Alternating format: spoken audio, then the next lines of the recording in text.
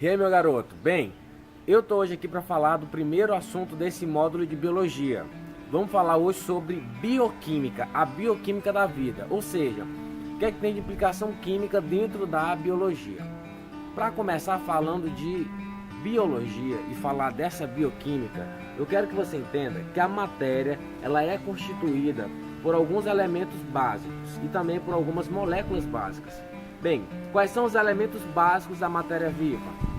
São eles: o carbono, o hidrogênio, o oxigênio, o nitrogênio, o fósforo e o enxofre. Aí você fica, Alisson, deu muito trabalho para você memorizar isso? Não. Você simplesmente vai colocar na sua cabeça essa siglazinha que todo professor usa: CHOMPS. Mais uma vez, CHOMPS. Por que CHOMPS? É a inicial de todos esses elementos, né? A letrinha que representa todos esses elementos, na verdade. Bem, além disso, também precisamos saber quais são as moléculas principais componentes da matéria viva. São elas: os carboidratos, os ácidos nucleicos, os lipídios, as proteínas, os sais minerais, as vitaminas e a molécula de água. Claro, a água que é o principal componente do corpo humano. E é dela que a gente vai falar melhor agora. Galerinha, vamos falar logo sobre a estrutura da molécula de água. Bem, a molécula de água ela é composta por dois elementos: o oxigênio e o hidrogênio. Como a gente sabe, o oxigênio ele é um elemento muito eletronegativo, enquanto o hidrogênio ele é um elemento muito eletropositivo. Então um tende a atrair o outro. Bem, veja só, um átomo de oxigênio ele tem a capacidade de se relacionar com dois átomos de hidrogênio. Então eles se juntam e formam essa molécula de água. Vejam, ele tem um lado negativo do oxigênio e tem esse outro lado que é positivo, o ladinho do hidrogênio. Por isso a gente diz que a molécula de água ela é uma molécula polarizada. E eu quero que você grave logo isso. Como ela é uma molécula polarizada, ela vai gostar de coisas que também são polarizadas. Ela é uma molécula polar, logo ela só gosta de coisa polar. Grava isso que isso vai ser importante lá na frente. Bem, essa propriedade aqui, essa molécula na verdade, ela dá à água algumas propriedades. A primeira, ela permite à água formar pontes de hidrogênio. Mas o que é uma ponte de hidrogênio? A ponte de hidrogênio é o seguinte: esse oxigênio ele é tão eletronegativo que apesar de ele estar se relacionando com esses dois hidrogênios, ele não se dá por satisfeito. O que é que ele faz? Ele atrai outros átomos de hidrogênio de outras moléculas para próximo de si. Então imagina, eu tenho essa molécula, ela está atraindo outra molécula para perto, porque o oxigênio está chamando o outro hidrogênio. Tem outra aqui que também vai chamar. Logo, isso daqui vai manter as moléculas de águas bem unidas. Eu chamo isso de pontes de hidrogênio. O que são as pontes de hidrogênio? São essa atração que o oxigênio faz em átomos de hidrogênio presentes em outras moléculas. Essas pontes de hidrogênio dão uma propriedade importante da água, chamada de coesão. Anota aí. O que é coesão? Coesão é a capacidade que a água tem de manter suas moléculas unidas ou próximas umas às outras. Ok? Outra propriedade interessante é a adesão. Mas o que é aderir? Aderir é ligar-se a alguma coisa, né? Então, adesão é a capacidade que a água tem de grudar em alguma coisa. Mas essa coisa, Alisson, é qualquer tipo de material, a água gruda? Não. A água, lembra que eu falei ainda agora? Ela só gosta de coisas polares. Então, a adesão, ela é a capacidade que a água tem de se aderir a superfícies que também são polares, como ela.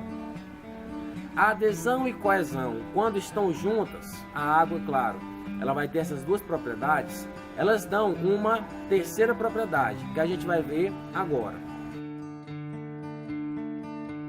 Gente, a capilaridade é uma terceira propriedade da água. A capilaridade, ela é a soma da coesão e da adesão.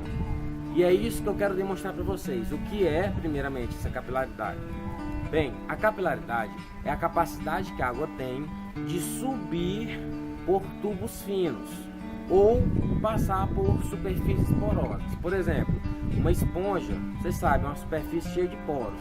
Então a água ela tende a se infiltrar por ali, por aquela esponja. Se você molhar uma partezinha de uma esponja, essa água ela tem a capacidade de percorrer toda a esponja sem você faça nenhum esforço maior. E já a capacidade de subir em tubos finos, a gente vai demonstrar em um experimento. Quero que você acompanhe aí. Então, galera, vejam, vamos encher 2 copos com água. Um vai ficar com a água na cor amarela e o outro vai ficar com a água na cor azul. Vamos deixar no meio um copo vazio. Depois, vamos pegar 2 pedaços de pano ou mesmo pedaços de gaze e colocar entre os copos cheios e o copo vazio. Vejam o que acontece. A água é conduzida pelo pano ou gaze ao copo do meio. Inclusive, ela consegue vencer a força da gravidade somente por esse processo chamado de capilaridade. Ela consegue vencê-la pois ela percorre os poros do tecido até chegar ao outro lado e equilibrar os copos. Também podemos ver que a capilaridade, quando se refere a tubos finos, ela tem uma característica peculiar. Quanto mais fino é um tubo, maior é a altura que a água consegue alcançar no interior daquele tubo. Veja na figura que nos tubos mais finos a água consegue chegar mais alto. Então, a capilaridade é essa capacidade que a água tem de subir por tubos finos. Mas qual é a utilidade dessa capilaridade? Por que a gente tem que entender? Gente, muitos seres vivos precisam transportar fluidos pelo seu corpo. Fluidos com água, principalmente as plantas. Eu quero dar um exemplo aqui, olha. Por exemplo, essa mangueira aqui, espécie de manga, ele tem as suas raízes que tira da terra a água e tem que levar essa água até as folhas, até a sua última folha. Viram, gente? Para que a água chegue das raízes até a última folha lá em cima, um mecanismo muito importante entra em ação, justamente a capilaridade. Não é só esse mecanismo para todas as plantas, algumas têm alguns mecanismos especiais, depois a gente vai ver isso. Mas a capilaridade é um dos principais. Plantas como as briófitas só utilizam a capilaridade para manter o fluxo de água por todo o seu corpo. Algumas substâncias são ditas hidrofílicas e outras são ditas hidrofóbicas. Mas o que é hidrofílico e o que é hidrofóbica? Hidrofílica, filia, significa que tem afinidade por alguma coisa. Então, por exemplo, eu tenho aqui essa tacinha. Você pode olhar que no interior dela tem um pouquinho de água. Se eu pegar uma substância polar e colocar aqui dentro, ela vai se diluir, ela vai conseguir se dissolver nessa água. Por quê? Porque é uma substância hidrofílica. Por exemplo, peguei aqui um pouquinho de sal de cozinha, como você pode ver. Vou pegar esse sal de cozinha, colocar aqui dentro, vou misturar. Veja o que aconteceu. Essa água diluiu esse sal. Isso é uma substância hidrofílica. Agora, por exemplo, eu posso pegar um pouco de óleo. Vejam só, quando eu coloco o óleo dentro dessa água, veja o que acontece. Esse óleo fica separado da água, porque ele não tem afinidade com a água, porque ele é uma substância hidrofóbica, ele não gosta de água, certo? Vejam, quando a água não gosta dele, pensa o seguinte: hidrofílica, gosta de água. Hidrofóbica, não gosta de água, tem aversão à água. Os lipídios, por exemplo, são substâncias hidrofóbicas. Gente, como vocês viram, algumas propriedades da água, elas são muito importantes para a nossa vida. Eu ainda vou falar de outras daqui a pouco. Eu quero que a gente faça um balanço dessa água, dependendo do animal, dependendo do ser vivo, porque isso pode ser cobrado no vestibular. Primeiro, uma informação que você tem que ter na sua cabeça: que nós, humanos, temos de 70% a 85% do nosso corpo somente composto por água. Até os cientistas da NASA, quando vão investigar se tem possibilidade de vida em outro planeta, a primeira coisa que eles tentam logo ver é se tem água, claro, na forma líquida. Se tiver água na forma de gelo ou água na forma de vapor, não adianta, né? Tem que ter aquela água na forma líquida. A água, ela varia segundo duas coisas. A primeira é segundo a evolução. Pensa só, No início, lá nos primeiros seres, esses seres eram da onde? Da terra firme ou da água? Eram aquáticos, eram dos mares primitivos. Então, esses seres, eles têm mais água do que os seres que vieram depois, ou seja, os seres da terra. Se você pegar, por exemplo, um quinidário e comparar com um artrópode na árvore evolutiva, quem vem primeiro? Quem vem primeiro foi o quinidário. Então, ele vai ter mais porcentagem de água no seu corpo do que o artrópode. O artrópode, mesmo sendo um insetozinho, se você for ver nessa árvore evolutiva, ele tende a ter mais água, o percentual de água no corpo dele, do que nós, que já somos evolutivamente superiores. Além disso, a água também varia na idade. Olha só, quanto mais velho uma pessoa é, só comparar um bebezinho com um idoso, o que é que você imagina? Quanto mais velho, menos água essa pessoa tem no corpo. Quanto mais novo, mais água ela tem no corpo. Um bebezinho tem muito mais água do que um idoso. Claro, ele é menor, mas eu estou falando de percentual. Porcentagem de água no corpo do bebê, 85%, enquanto do velhinho já vai ser menos do que isso. Bem, vamos lá. Só para relembrar. Em relação à evolução, quanto mais evoluído, menos água. Em relação à idade, quanto mais velho, menos água. É muito fácil memorizar essa informação, ok?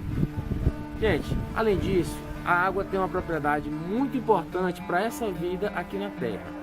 Essa propriedade chama-se calor específico, né? É uma propriedade que, na verdade, todos os materiais têm. Mas por que o calor específico da água é tão importante? Porque a água, ela tem um alto calor específico. Olha só, o calor específico da água é 1 caloria por grama vezes graus Celsius. O que é que significa isso? Eu preciso dar 1 caloria para 1 grama de material para que a temperatura desse grama se eleve 1 grau Celsius. Ok? Deu para entender aí? Gente, isso faz o quê? Com que o nosso corpo mantenha mais ou menos durante o dia a mesma temperatura, sei lá, mais ou menos 36,5 graus ali. Isso é importante pelo seguinte: se a temperatura do nosso corpo aumenta demais, o nosso corpo tende a desnaturar as proteínas. Depois a gente vai ver o que é essa desnaturação. Então faz mal quando aquece demais. Por isso que a sua mamãe, quando você fica com febre, ela já fica logo com medo, né? Sei lá, 40 graus, você acha que está demais. Bem, o nosso corpo ele tem essa manutenção da temperatura ajudado por essa propriedade da água. Por quê? Se eu preciso dar muito calor para essa água se aquecer, então, mesmo que haja algumas reações lá dentro do meu corpo, a água vai conseguir manter constante essa temperatura lá dentro, porque ela não vai se aquecer com facilidade, porque ela não vai elevar a sua temperatura com facilidade. Outra propriedade muito boa da água também é o calor latente de vaporização ou de ebulição. Esse calor latente é o seguinte: é o calor que eu tenho que dar para uma molécula se transformar do estado líquido em um estado de vapor, ou estado gasoso, né? No caso da água, vamos falar estado de vapor. Quando a gente tá lá, sei lá, o nosso corpo começa a aquecer por atividade física, por alguma coisa, a gente começa a colocar água para fora do corpo na forma de suor. Esse suor, quando ele entra em contato com o vento, ele acaba sendo levado. Quero que vocês entendam como isso acontece. Primeiro, a água, ela está saindo na forma de suor e junto com ela, ela está levando parte do calor que está dentro do nosso corpo. Ela vai muito aquecida para a superfície do corpo, só que ela ainda está no estado líquido. Então, vem o vento e dá aquela energiazinha que faltava para ela sair do estado líquido e entrar em estado de vapor, levando a água e levando também parte do calor do nosso corpo. Então, essa foi a água. No próximo vídeo que você vai acompanhar, vamos falar sobre os carboidratos, ok? Um abraço, curta esse vídeo aí e compartilhe com seus amigos. Até mais!